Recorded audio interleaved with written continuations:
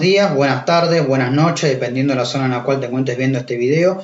Mi nombre es Jorge Berraquero y en esta oportunidad estamos grabando un video para Academia Libertaria sobre un tema más que interesante, que genera posturas tanto a favor como posturas en contra, que iremos desvelando, analizando, detallando y desarrollando a lo largo de este video. Es un tema muy también delicado, que tiene controversias, que es ni más ni nada menos que la propiedad intelectual y las patentes.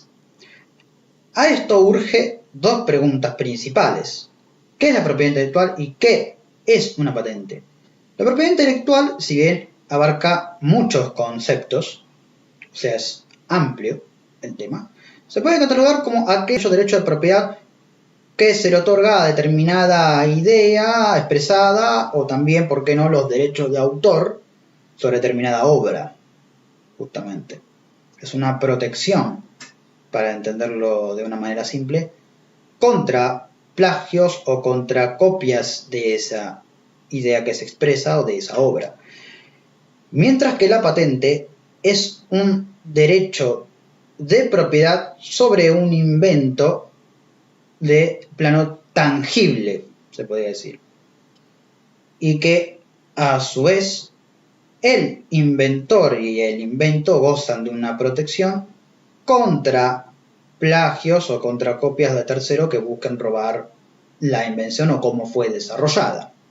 Sin embargo, cabe aclarar algo principal, y es que no toda invención puede gozar de la protección de la ley de patentes, debido a que hay ciertos elementos como por ejemplo el orden de la naturaleza, es decir, que se encuentran abundantes, que el invento fue llevado a cabo con elementos del orden de la naturaleza que se encuentran, digamos, por todo el mundo, para dar una idea simple, ¿no? Y que por esto las empresas han desarrollado un mecanismo bastante simple e interesante que se conoce como el secreto industrial. Es decir, a sabiendas que su invención o su receta o su fórmula no puede ser catalogada como algo protegido por la ley de patentes, justamente lo que hacen es ocultarlo, obviamente, a la vista del resto, tanto como fue desarrollado como los componentes que contiene. Lo que se hace también en esos casos es que la empresa en cuestión, la industria en sí, declara que hay ciertos asuntos y elementos de su invento que no pueden ser vistos y que todo intento de desvelarlos sea catalogado como un delito, debido a que, como mencioné anteriormente, no entra dentro de los estándares de la ley de patentes, se protege mediante el secreto, justamente. Dicho esto, encontramos y se escriben dos defensas a favor de las patentes. Una defensa que se cataloga de la perspectiva utilitarista y otra defensa que se cataloga de la perspectiva ius naturalista, justamente. Desde la perspectiva utilitarista, lo que intenta explicar en defensa de las patentes es que se deben generar normas y leyes que maximicen la riqueza y la prosperidad, justamente, y la innovación, a través de proteger contra robos y plagios al inventor y a su invento. Es decir, la asociación que se hace justamente en torno de la perspectiva utilitarista es que a una mayor protección del invento y el inventor en sí para que pueda seguir desarrollándolo, va a llevar a cabo una mayor innovación dentro de ese invento, y a su vez esa mayor innovación llevará a una mayor riqueza y una mayor prosperidad a nivel social. La otra defensa que se esgrime a favor de la propiedad intelectual y de las patentes perspectiva y un naturalista plantea que se debe proteger al invento y al inventor debido a que el objeto o la idea en cuestión en sí, tanto de plano intangible como tangible, gozan de la misma protección por el hecho en el cual son extensiones de la persona en sí, que ha hecho un trabajo previo y que ha dejado plasmado su trabajo en el invento que ha desarrollado y que ha finalizado. Dicho las defensas a favor de las patentes por propiedad intelectual de ambas posturas, hay que proceder justamente a lo que es el contraargumento de cada una, empezando primero por la contraargumentación hacia la perspectiva utilitarista en defensa de la patente de la propiedad intelectual.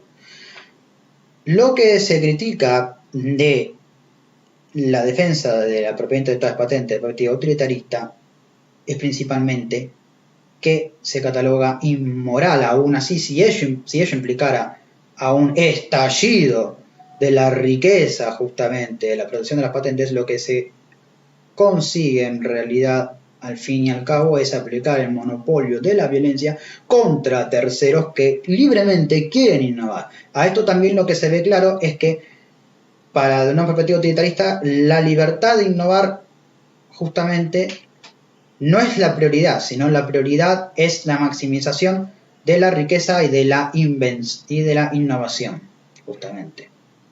Lo cual da a entender que al priorizar eso, para poder defenderlo se debe aplicar un monopolio de la violencia por sobre los que quieran justamente innovar libremente.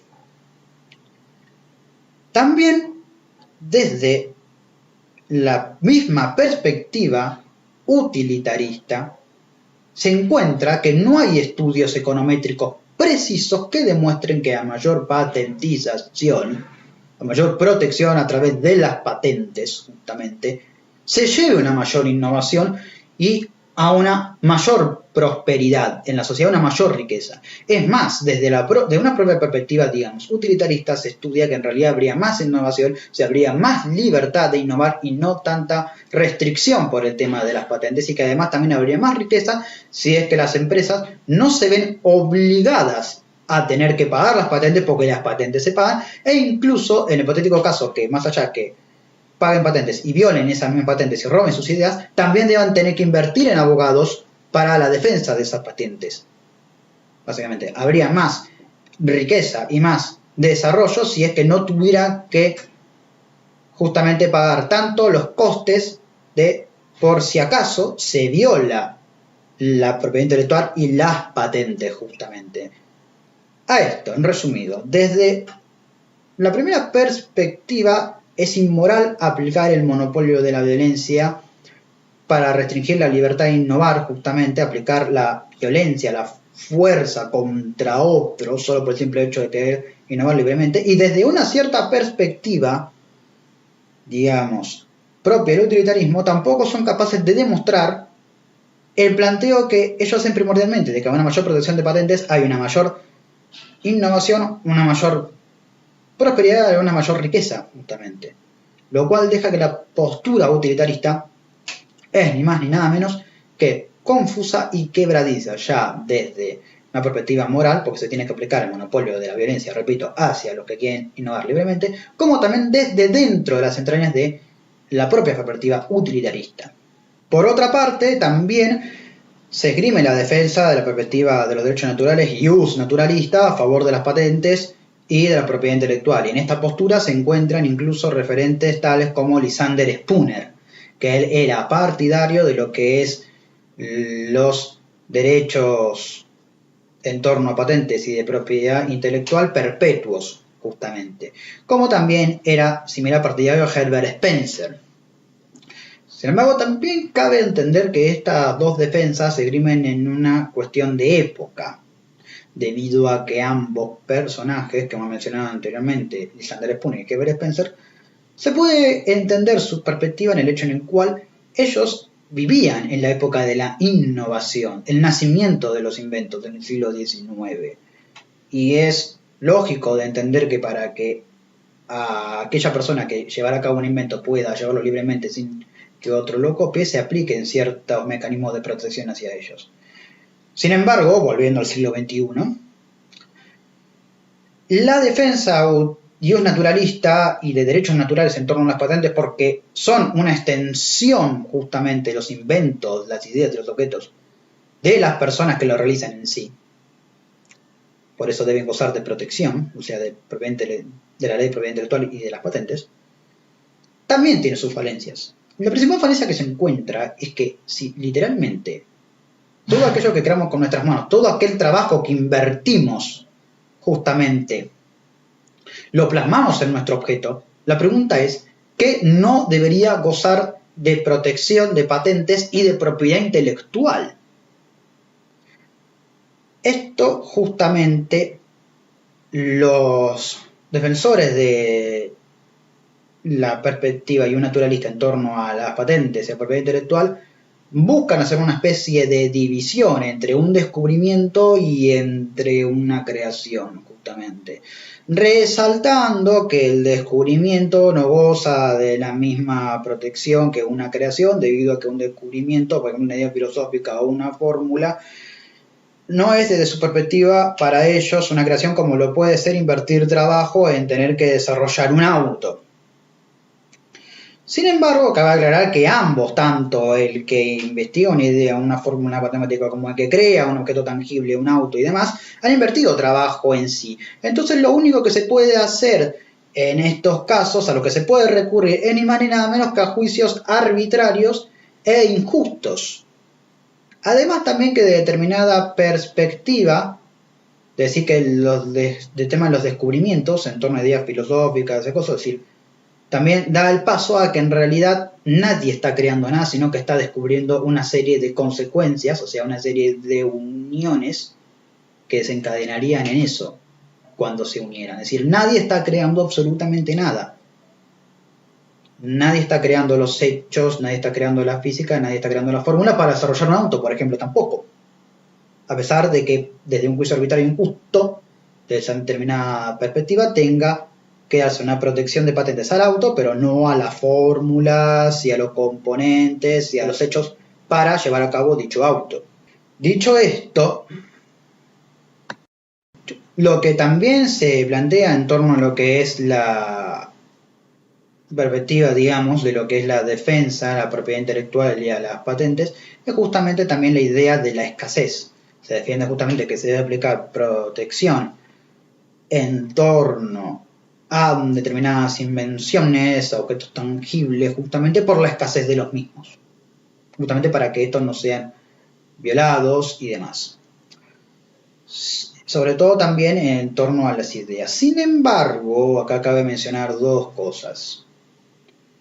Y es que, si nosotros, por ejemplo, aplicáramos, ¿no?, la propiedad intelectual o los derechos de autor a un libro, justamente, que un tercero justamente replicó de manera adrede, de manera deliberada, sabiendo que no era suyo.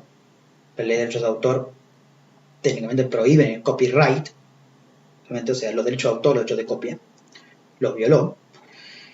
Lo que ocurre justamente, por más que eso parezca que lo que hace es que la obra original escasee, siendo que se reproduce la obra falsa, digamos, la copiada, aún así, no es que el libro original en sí, per se, sea escaso. Básicamente, por más que haya otras copias, debido a que el autor justamente puede también contrarrestar este plagio, este abuso, esta falta que ha hecho este segundo personaje, digamos, en torno a su obra, de replicarla y copiarla. Lo puede contrastar también él replicando su obra, es decir, que se replique una obra que se copie sin la autorización del autor, justamente violando los derechos de copyright, no hace que la obra en sí original sea escasa per se, porque ya de por sí yo como autor sería poseedor de la obra original para poder replicarla. Además también que las ideas, hay que decirlo, no están en el plano de la escasez, sino todo lo contrario, es el plano que abundan las ideas, justamente. Y que además en torno a la escasez, lo que ya se plantea para poder proteger a aquellos objetos en escasez es la ley del primer ocupante de John Locke, justamente, y no lo que es la protección en base a propiedad intelectual y las patentes, justamente. Dicho esto también, lo que es el autor de determinada obra, o también el mentor de determinado invento, puede denunciar a terceros por replicar justamente su obra sin consultarlo a través de la defensa del contrato de los derechos de propiedad intelectual y patentes. Sin embargo, acá hay otra cuestión, justamente, y es que el contrato no involucra a los terceros que reproduzcan la obra. Dicho esto, un contrato es un pacto que se lleva a cabo entre dos personas o más también, pero en general entre dos personas, entre el autor, el inventor de determinada obra, de determinado invento, y aquel que propone justamente proteger y blindar a dicho autor y a dicha obra contra plagios y contra copias. Sin embargo, lo que ocurre es que los terceros que reproducen obras no pueden estar al tanto de saber si es que en verdad determinada obra, determinado objeto inventado, o sea que es un invento, goza de contrato de protección de lo que es propiedad intelectual y patentes. O sea, directamente hay terceros que no están involucrados en ese contrato.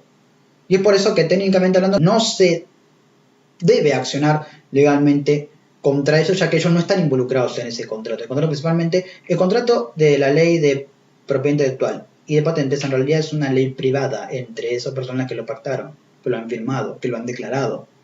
No se puede culpar a los terceros por la reproducción de esas obras, justamente. Sin embargo, acá se esgrime también otra cosa, y es lo que se plantea desde una perspectiva también asociada a lo que es, digamos, el naturalismo de los derechos naturales, de lo que se conoce como derechos reservados. ¿Qué es la postura de los derechos reservados? ¿Qué es lo que nos cuenta? Yo puedo tener derecho a tener la copia de un libro, más no puedo hablar o reproducir el argumento de determinado libro. Yo puedo gozar de un auto, más no podría ver y observar lo que hay debajo del capó, es decir, el motor del auto. Pues ya estaría accediendo al conocimiento para poder replicarlo. Entonces, básicamente esa parte, lo que se me hace es prohibirme, tengo determinantemente prohibido, por ejemplo, comentar el argumento de una obra, comentar justamente los componentes de determinado motor de auto y demás. Sin embargo, acá hay una falla muy obvia, y es que uno cuando compra un auto, cuando compra una obra o cuando compra un objeto va a tener acceso a cómo fue desarrollado ese libro, ese auto, ese objeto, o también una botella puede ser, o el contenido de la misma. Voy a tener acceso inevitablemente por mis conocimientos, y justamente porque yo voy a ver ese objeto y lo voy a analizar, ya sea que lo haga voluntaria o involuntariamente. Siempre voy a tener acceso a ese objeto de todas las perspectivas, digamos, tanto porque soy dueño, como también porque lo veo, interacciono con él, justamente. Y que podemos ser un hipotético caso en el cual lo que ocurre es que un libro goza de derechos de autor, o sea, no se puede copiar justamente, y resulta que A es el propietario del libro. B justamente lo que hace es reproducir ese libro, ¿no? Y luego ese libro se deja en un banco de plaza. Y convengamos que un personaje C, que no está al tanto de que esa obra goza de derecho de autor y que fue ya copiada o plagiada en términos, ¿no?, de los que son del uso de la propiedad intelectual y de las patentes, no se entera de que goza de esa protección y que ya fueron violados, digamos, y resulta que interviene en la obra, es decir, utiliza la obra para su beneficio y lo que hace justamente tal vez es alterar ciertas partes de la obra para hacer una obra propia. Justamente acá entra un conflicto, y es que justamente el contrato primer principal ya iniciamos que es de entre dos personas, entre el autor justamente y entre los que buscan proteger al autor de que su obra sea plagiada. ¿No? Correcto. Pero resulta que se pacta que la obra justamente tiene, por ejemplo, 90 páginas y, ¿por qué no?, tiene, pongámosle, un número de volumen del libro, o sea, determinada tapa, determinado tomo. La copia de eso modificada, resulta que en vez de tener 90 páginas tiene 80. O resulta que en vez de tener la tapa dura tiene la tapa blanda, justamente. ahí estamos hablando que ya no sería una copia precisa, básicamente, del libro original plagiado, digamos.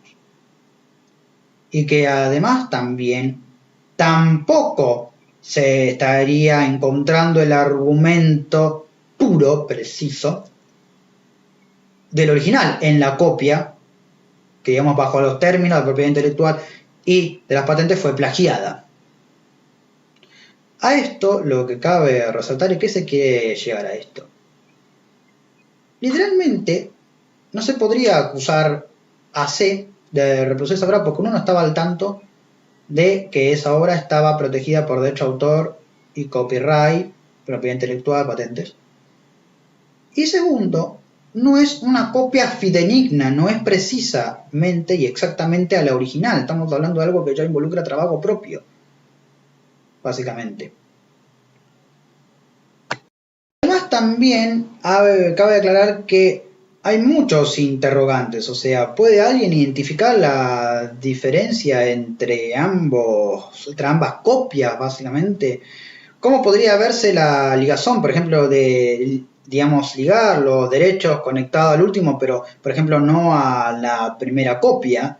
O, por ejemplo, también, ¿cómo se puede esperar que terceros justamente respeten una división, o sea, un límite que en cierto punto es invisible, que a la vez es místico, por el hecho en el cual estamos hablando de la subjetividad de una obra, por ejemplo?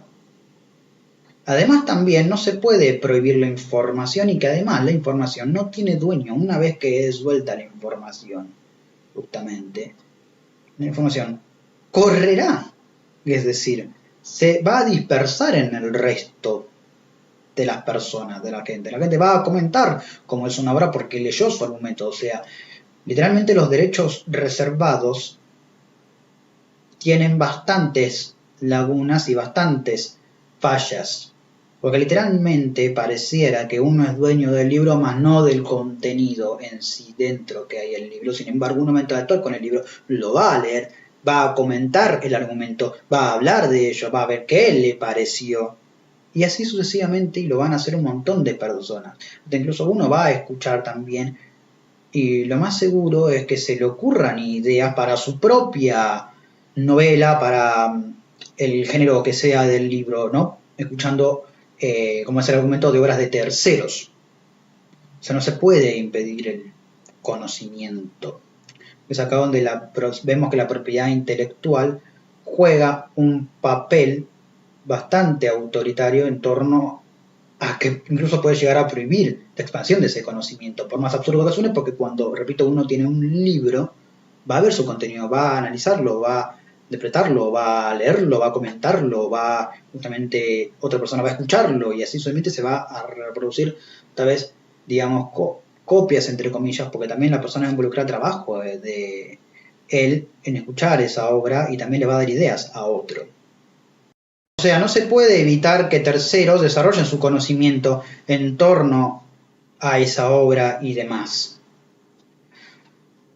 Dicho todo esto, justamente, también hay que mencionar que las patentes y la propiedad intelectual, mejor dicho, para determinados autores de tema preventiva, lo que hacen justamente es generar, hablando de la escaseces artificiales.